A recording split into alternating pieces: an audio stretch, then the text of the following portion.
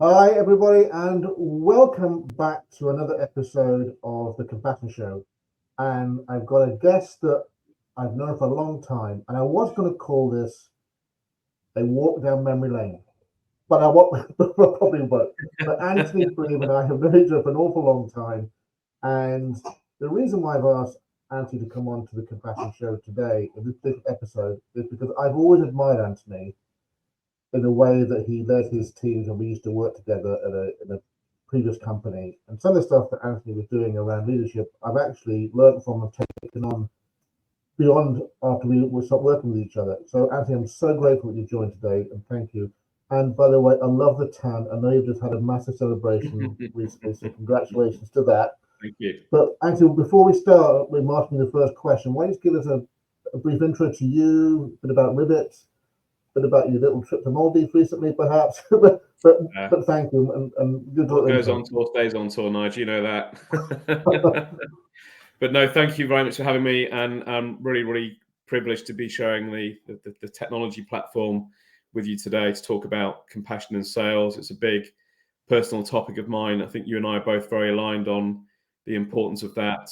We've got enough grey hairs between us to, look back at probably how we might have done things differently back in the day, but generally with a sense of pride and sort of shared pride in the fact that we've worked with teams, we've built teams. All of the people that I know that I've worked with have continued to be successful and happy and healthy. So we're grateful for that. But yeah, Ribbit, thank you for asking me to give some intro into Ribbit. So I founded Ribbit 7 years ago. I've had 30 years in IT, 30 plus years now. Past 15 years have been mainly on the sales side, so building, growing, managing sales teams across global technology companies, mainly selling into financial services, so fairly high stress, fairly high complex sales, B2B. And I've always had a fascination with process. My background in terms of education, if you like, is engineering. I've always liked and thought in a way of breaking down complex topics and problems into smaller, manageable chunks. I think probably like an engineer, I like to build in a sort of a factor of safety, a factor of contingency. But I also love the personal side of selling, the psychology side of selling. So I formed Ribbit to really combine the two. How do we look at how you can sell more efficiently, more quickly, more productively, more happily? And how do you look at the process of engaging with people, whether it's your team that's doing the selling with you, for you, or your client? How do you actually start to really align psychologically with the people that are under immense pressure in their own jobs? So really, Ribbit is about best practice sales. It's about best practice psychology and process of sales, bringing those two components together and really helping people enjoy sales. When I got into sales, I enjoyed it. I loved it. It was great. You felt great. You looked great. You are dealing with some interesting people with some complex problems. But I feel that sales has always had this bad reputation of, double glazing. It's far more complex than that, and far more sophisticated than that, even more so now than ever. We all know that, and also it's always had a bit of a aggressive, target driven nature about it. And I don't think that's the best way of getting the best out of people. No. I really don't. And I Uh, think you and I know that. yeah, no, I agree, and thanks for the intro. And I think um, when we were kind of working together, and kind of the things that I was looking, maybe this is reflection of me, because when you're in the moment, when you're leading people in the moment, you don't often give yourself the time to get perspective on current situations or how you're leading. Maybe it's only when we probably are getting more grey hairs that we're starting to reflect on how we were and how we acted to people. I did a podcast last week where I was quite vulnerable when I was quite open about I had to kind of apologise, and I wish I had been in that situation today when I entered this kind of two experiences. Not when we were working together, but post working together. I went into some toxic cultures that changed my career. But looking back at you, and my admiration for you as being a compassionate leader. We wouldn't call it compassionate leader back then, but I think today we must call it that because that's what it was. What do you think what were your traits? Do you think that made you become or were and are a compassionate leader? What do you think personally? Because there's one thing to be, being compassionate and having a culture that says it's compassionate, But I'm actually thinking it's actually down to individual people must have those traits. So what were your traits, do you think? Yeah, good question. So look, we've all got you know, characters, personalities that are influenced by our early days of growing up as children. And I've studied a number of coaching and counselling courses around this topic. So we're all from, you know, our own cloth. We're all very different. The way that our brains think, operate, engage are all very different. But you and I are very different. You know, we're good mates and we get on and we enjoy similar things, but we're different in terms of how we think, operate, and do things. And my traits are very much, you know, I from a background from my kids, my childhood, I've spent a lot of time thinking and analyzing this. I'm a people pleaser, right? I'm a people pleaser. So the first thing that I need to do is I need to please people. Now, that's possibly quite a good trait to have in sales, because one of the things in sales that you need to do is always please the customer and always please them with the right answer, and always strive to give them that extra mile. My second trait that's probably driven my career is I also need to get validation that what I'm doing is the right thing to do, that what I'm doing is important, that what I'm doing is meaningful. And I've always said to myself that when I look back in my career, you know, when I finish it in X many years' time, I want to look back with a sense of pride, a sense of, you know, humbleness, but at the same time a sense of pride. And it wasn't a waste of my time. You know, the time you spend working, the time you spend stressing about work, it has to be for a purpose, and it has to be for something that you can reflect on with pride when you're sat in your chair with your gin and tonic, looking at the sunset and the sunrise, hopefully. So I always want to be getting that validation. Of course, sales is about getting validation from a client to say, yes, you solved that problem. We move to the next stage in the sales cycle. And I think the third trait that I've got is I'm very good at networking. I like networking. I like dealing with people. I like dealing with people of all sorts of different characteristics and backgrounds. So, you know, those three traits really help me, I think, become a good sales leader, because it's all about the customer and it's all about my sales team member, and it's all about pleasing, validating, and networking. And I think those three things together have been the kind of core traits for me that I learned as a kid growing up that can actually be a little bit of an inhibitor. But the other thing that I've learned in my coaching over the years is that once those traits pop into your brain, you think, here we go again, that little voice is saying, please, please, please, validate, validate, validate. Use that as a trigger. Use that as a trigger to say, right, I know what's going on. I know how my brain's sort of starting to think, whether it's imposter syndrome, whether it's I'm not good enough at this, I'm not going to do a great presentation, I'm not going to make this deal happen, you know, I'm crap at my job. Use that as a trigger and start to innovate and explore and empathize, and use that other side of your brain that as a salesperson you may not use very often, because selling is very transactional. But I think my advice to anybody in sales is open up the other side of your brain, because one side is transactional. There's a whole host of stuff on the other side of your brain that is designed to be more empathetic, to be more personable, to be more creative, to be more innovative, explore issues in different ways. So find ways and techniques and you know, approaches that allow you to think differently, but use that little devil on the shoulder saying you're crap, you're not going to be good at this presentation is going to fall flat. Use that as a trigger to innovate and think differently, rather than crawling into your little shell and sort of, you know, letting that beat you down.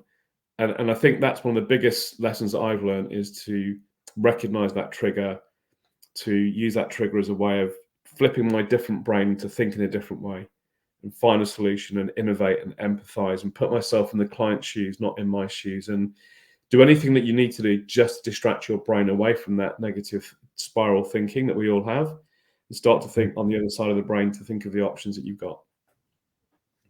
That's interesting, because I've been speaking to a lot of leaders recently across multiple different sectors, and quite a lot actually in the superyacht industry. So we just launched a new campaign into that space, and that's a fascinating industry. But I won't go. We haven't got enough time to go into all of that today. But you know, I've been talking about this word about validation, which is really acceptance. You know, am I accepted by others, and do I accept myself? And do I have the trust and ability? Do I trust myself? Therefore, I can trust others. And you know, am I honest with consistency, sort of action, and all that kind of stuff.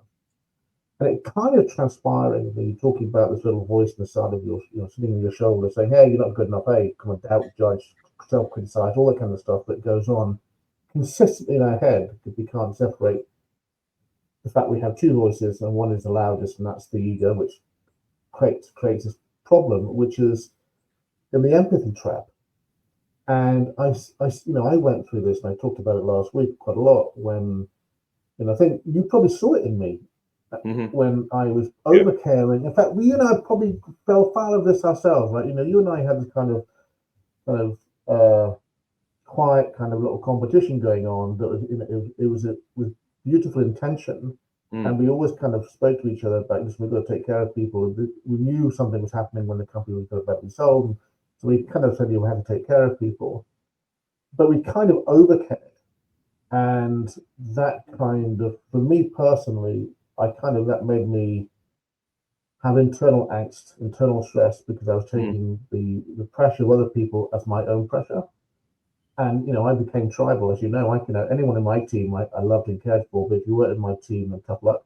I wasn't going to care about you. But as soon as you were in my team, that was different. I loved you and cared for you and everything, and through my fault, really. And I think today, you obviously got a huge experience, and you're working with a lot of people to help them have a clearer direction, a clearer perspective. But I found today that this empathy trap is quite significant, and it's kind of almost like a pandemic in itself, that we can't get out of it, because we have the 4 stages of emotional decision making in leadership. One which is pity, where I feel sorry for you. The other one is sympathy, where I feel sorry for you. Then I feel sorry for you. Get to empathy, which is I feel with you, and compassion is here to help you, and sympathy is and sympathy is where I feel with you. So we get stuck in this bit where I feel with you, which is empathy, and we've got to get out of it. So what advice are you going to give to senior leaders, sales managers, and business owners today who are having to deal with a whole new world of problems? And part of that problem is a new generation of employees that are coming into the business with a whole different set of expectations. Yeah. No, it's a different game now, Nigel. You're right. I mean, it is really different now compared to when you and I were working together, 8-10 years ago. The world around us is so different. The amount of pressure on people personally, professionally, cost of living. Obviously, COVID has had an impact on the younger generation. I've got, a family of adult children now that have gone through that and are trying to carve their way through, education to a career. We've got ADHD diagnoses, epidemic proportions, and a whole host of mental health issues and awareness.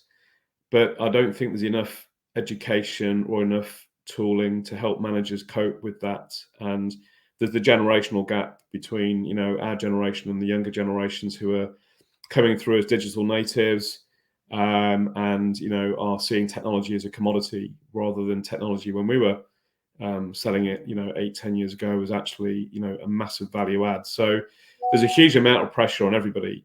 What I would say is, number one, first of all, learn about yourself as a leader. Learn about yourself. Get to know your underlying traits. Get to know your underlying characterizations. Get to know how you think. Get to know how you operate.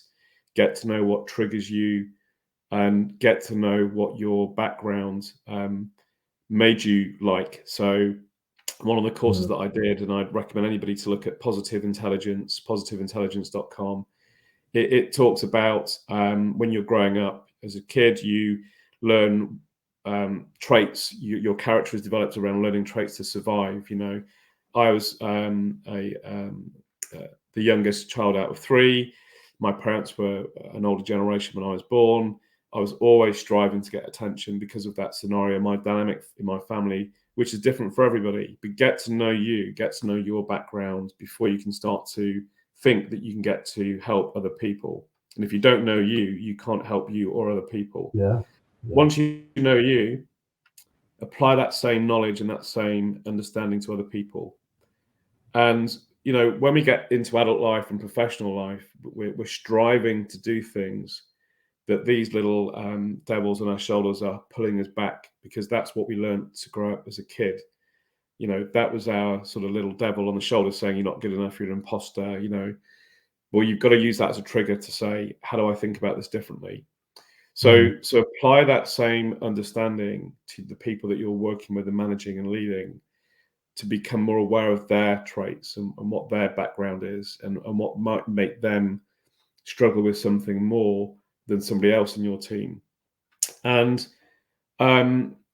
once you've understood yourself better and you can start to help other people by understanding them better, then you've got to start to sort of really establish some very clear lines of engagement. Now, I actually fell foul a while ago with an employee who, for some reason, found it, you know, that he wanted to sort of make my life very difficult. And if I look back at the behavior of what he was showing and what he did and how he did it, there were warning signs there all the way along. And it didn't turn out to be a very pleasant experience for myself or for either of us. And unfortunately, it ended up in me leaving that business by choice, because, you know, ultimately he was accusing me of things that I didn't do, right?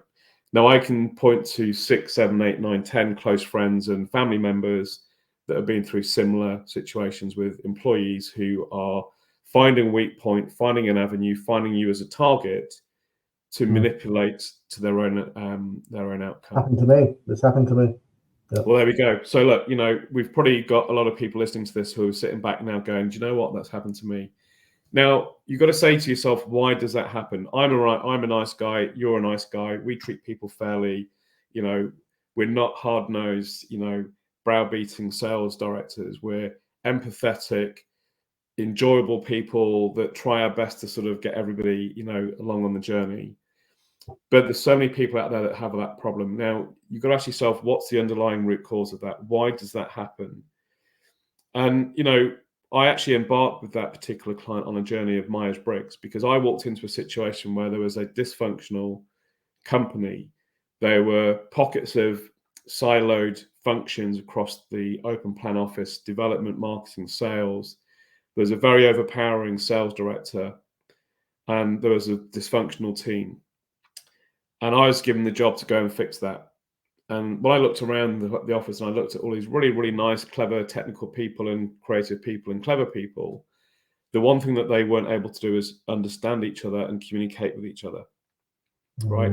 The head of product was an absolute genius, but he would send out emails with pages and pages and pages of things that had to be done the night before they had to be done for product releases, which made everybody else panic, because his brain thought in a certain way. So look, cut a very long story short, we involved and engaged in Myers-Briggs. I think you and I went through that as well at our previous company. Been through them all. It's a game changer, Nige, because for the first time for a lot of people, it makes them understand who they are. It makes them understand that I am different to the people around me. It's okay to be different. I now understand who I am, how I think, why I do the things that I do.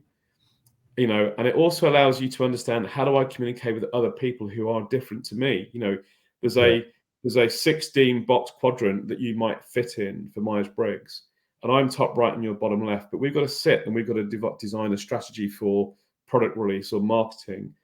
So we also then have these sort of help cards that would allow you to say, if you are a Z, Y, Q, P, or whatever they were, and you're dealing with a B, J, Q, this is how you might want to think about your engagement with that person to get your point across, to communicate, to get them to take responsibility, to do their actions. And that was a game changer, because everyone's sitting back going, it's okay. I now know who I am. I now know how to communicate with you. And overnight, we saw a huge difference in morale, in happiness, in health.